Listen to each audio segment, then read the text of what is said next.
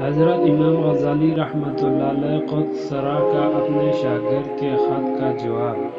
اگر کوئی شخص دن رات کتابوں کے مطالعہ اور تکرار میں مصروف رہتا ہے مگر اس کا مقصد یہ ہے کہ وہ بڑا عالم مشہور ہو جائے اور اہم عہدوں پر اس کی تقریر ہو جائے اور دنیا حاصل ہو جائے تو یہ ساری محنت تباہی و بربادی کا ذریعہ ہے، اور اگر اس محنت سے مقصد یہ ہے کہ سرکار دو عالم کے دین کے سربلندی ہو، شریعت محمدی زندہ ہو، اخلاق نبوی کے اشاعت ہو، اور تو یہ محنت قابل مبارکباد ہے۔ جیسا کہ کسی شاعر نے کہا، تیری دیدار کے طلب کے بغیر کسی اور مطلب کے لیے راتوں کا جاگنا برباد اور فضول ہے، اور آنکھوں کے تیری زیارت کے بغیر کسی اور کے لیے آنسو بہانا بیکار اور باطل ہے۔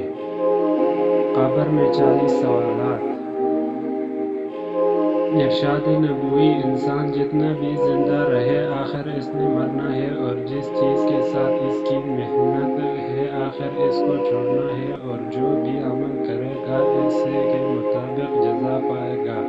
دنیاوی علوم میں غایت درجہ انہماک و شتعال اگر اللہ تعالیٰ کی عظمت اور اس کے جلال سے غافل کر دے تو عمر ضائع ہو گئی۔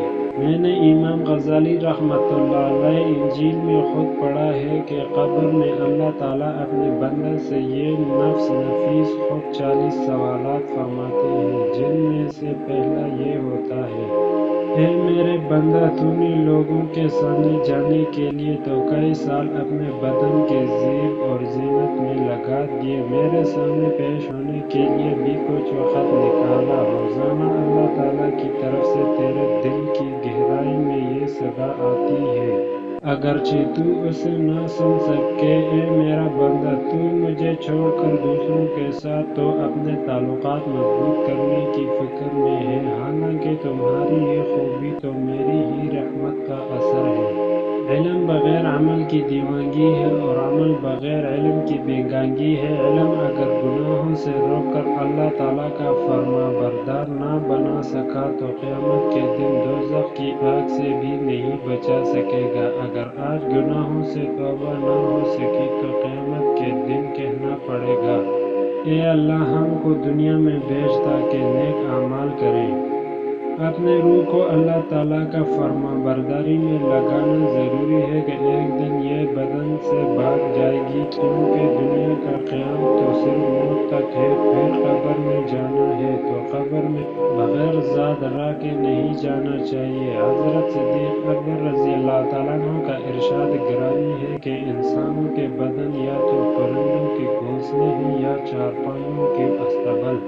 جسم زمین کی اور روح آسمان کی چیز ہے۔ جس نے اپنی زندگی پرندوں کی طرح گزاری اسے یہ نغمہ سنایا جائے گا: اے اطمینان والی روح، اپنے رب کی طرف واپس آ جا، تو اس سے راضی اور وہ تجھ سے راضی ہے۔ روح بدن والی پنجرے سے اڑ کر اونچی جگہ جا بیٹھے گی، جیسا کہ سرکار دو عالم صلی اللہ علیہ وسلم نے حضرت سعد بن معاذ رضی اللہ تعالیٰ عنہ کی موت پر ارشاد فرمایا کہ اس کی موت پر اللہ تعالیٰ کا عرش حرکت میں آ گیا ہے، اور جس نے اپنی زندگی چارپائیوں کی طرح گزاری تو اسے دوزخ کے لیے تیار رہنا چاہیے۔ حضرت حسن بصری رحمۃ اللہ علیہ کا دنیا کی زندگی میں آخرت کا فکر اس طرح تھا کہ ان کی خدمت میں ایک مرتبہ ٹھنڈے پانی کا پیالہ پیش کیا گیا تو پیالہ ہاتھ سے گر گیا اور وہ بے ہوش ہو گئی۔ ہوش آنے کے بعد پوچھنے پر بتایا کہ مجھے جہنمیوں کے وہ فرمان یاد آ گئی جو وہ جنت والوں سے کریں گے کہ ہم پر پانی ڈالو، یہ وہ نعمت ہمیں دو جو تمہیں دی